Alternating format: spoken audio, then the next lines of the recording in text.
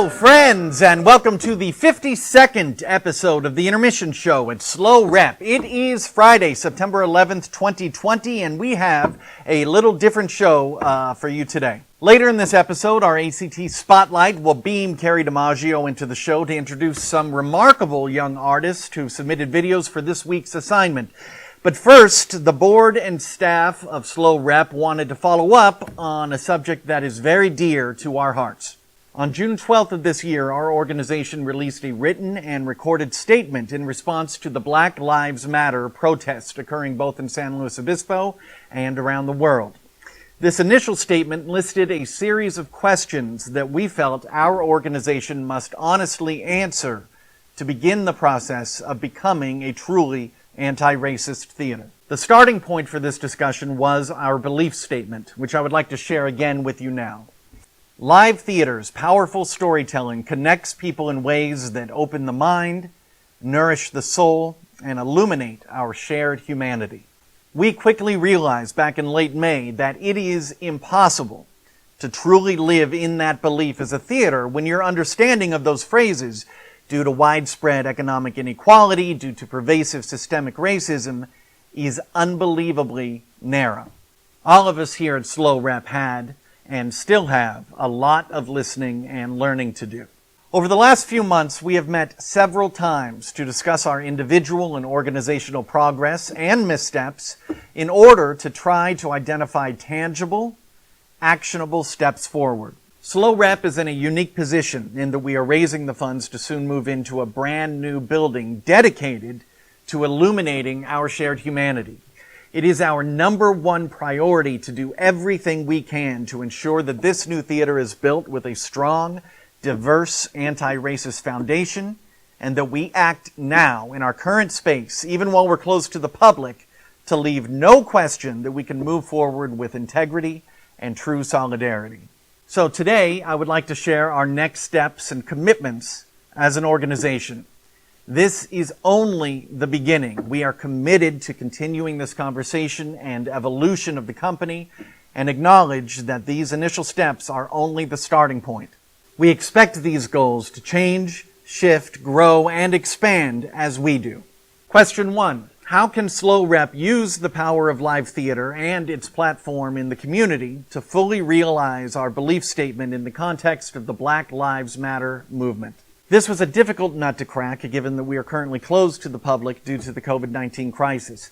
However, we are producing this silly internet show twice a week, which is seen by a bunch of our patrons, and we have been fortunate enough to retain a strong connection with our patrons and donors even through this pandemic. So, here's what we feel we can actually do right now to address this question. Beginning in October, we will produce a weekly segment on the Intermission Show highlighting a BIPOC artist or a play written by a BIPOC playwright. Simultaneously, SLO REP will create and launch a dedicated website page highlighting BIPOC voices in theater. This page will include links to purchase or read all about the plays covered on the Intermission Show, and will also be updated with at least 2 new articles or links a week. Question 2. How can our season selection help fulfill this goal? In the year of our first full season after reopening to the public, SLO REP commits to produce at least 1 play written by a BIPOC playwright in our 5-play main stage season. We acknowledge that this is just a starting point. Question 3. How can our year-round educational program reach, support, nurture, and empower a new generation of BIPOC theater artists and patrons? Beginning with this year's fall class sessions, SLO REP will translate all ACT outreach and marketing materials into Spanish. We will amend scholarship requirements and materials to make them more accessible for potential BIPOC students. The board and staff will actively seek and reach out to potential BIPOC students for all ACT class sessions. And SLO REP will allocate an additional $1,250 in marketing funds specifically to reach out to potential BIPOC students. All of these first steps are designed to achieve a goal of at least 10 new BIPOC students participating in the ACT program by the end of this fiscal year, or June 2021. Question 4. How can we meaningfully diversify our casts, artistic teams, staff, and leadership? In the year of the first full season after reopening to the public, SLO Rep commits to hiring BIPOC performers for at least 25% of all available main stage contracts in a variety of roles and genres.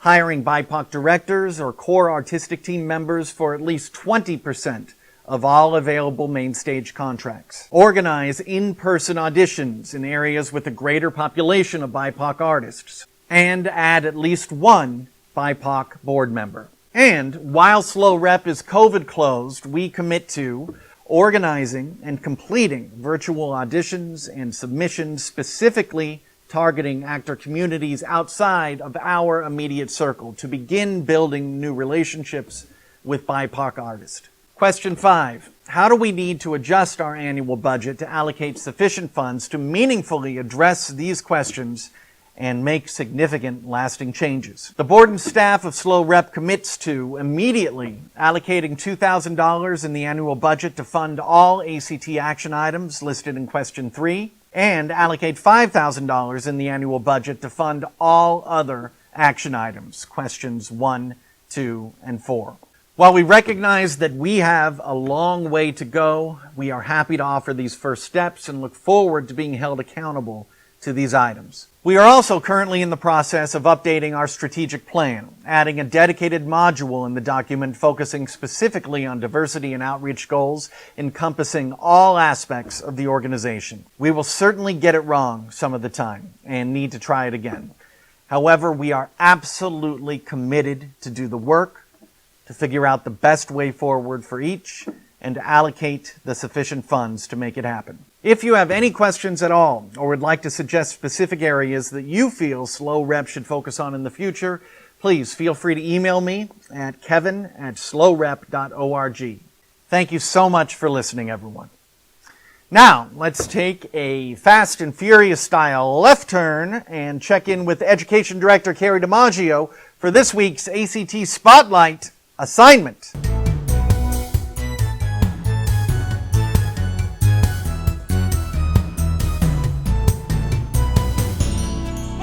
Welcome back to ACT Spotlight. So glad you're here with us. I am so excited to share with you this week's submissions for the ACT Spotlight Challenge of the Week, Costume Design. I asked students to design a costume for a character from a well-known fairy tale, play, or musical, and if they're choosing a well-known character, to do something fresh and new and redesign it in a way that we haven't seen yet. Take a look at these creative submissions. Hi everyone, I'm Charlie, and for this week's Costume Design Challenge, I decided to reimagine the costume of Merida from Brave. So here is my drawing. For this costume, I decided to include the same blue color scheme that you see in the movie, but instead of wearing a dress, I have her wearing a shirt and pants. In the shirt, I just wanted her to have a lot of range of motion in her arms, so I made sure that the sleeves were nice and loose, and the pants I imagined to be made of a flexible material so that she can run or jump or do whatever she needed to do. I also made sure there were a lot of pockets in her pants in case she needed to hold anything. I also included some boots so that she could ride her horse more easily. And of course, this costume would not be complete without the bow and arrows, so I also included those. I hope you enjoyed, and thank you so much. Have an amazing rest of your day. Goodbye. Hi, my name is Ava, and the character I chose was the Big Bad Wolf, disguised as Grandma from Little Red Riding Hood.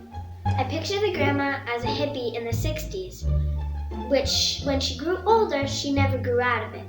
So I thought it would be fun to dress up the grandma in a tie-dye nightgown and add on some glasses and a headband with a peace sign. It's important to convince Little Red Riding Hood that the wolf is still the grandma. Since the grandma is really a wolf, I decided to dress up my dog in this costume. Hope you guys enjoyed my costume. Bye! Hello everyone, it's London. This week, our task was to redesign a costume for a character from a fairy tale, a stage play, or a musical.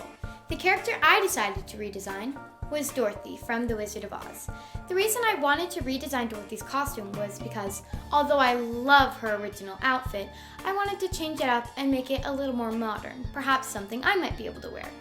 What I did to change up her outfit was I gave her a short, above the knee length gingham dress that has tannish brown buttons, 4 of them to be exact, along the upper body, a brown belt to go around her waist, knee-high white socks, red Converse, and a red bandana to tie up in her hair, just like mine. I also kept her pigtail braids from the original show because I really love the way they bring in that more childish aspect to the character. Also, I might think that Toto would be a labradoodle to match with the new outfit, though I don't think she'd be able to carry him. Thank you guys so much for watching, and I'll see you next time. Bye! Terrific job, ladies. Thank you so much for your submissions. I just love how all 3 of you brought your designs into the present and showed us a different side of your characters. And of course, I always love a good dog cameo too. All right, that's it for me. I will see you guys on Monday. Have a great weekend. Bye. Thank you so much to Kerry and to all the young artists who submitted their videos for this week's ACT Spotlight. We love to see your work and can't wait to welcome you back to 888 Morrow Street in person very, very soon. That'll wrap up today's episode of The Intermission Show. It's SLO REP. We'll be back on Monday with an all-new episode for your enjoyment and edification, and everyone here looks forward to infiltrating your screens twice a week, every week, until we can open our doors and see you all in real life.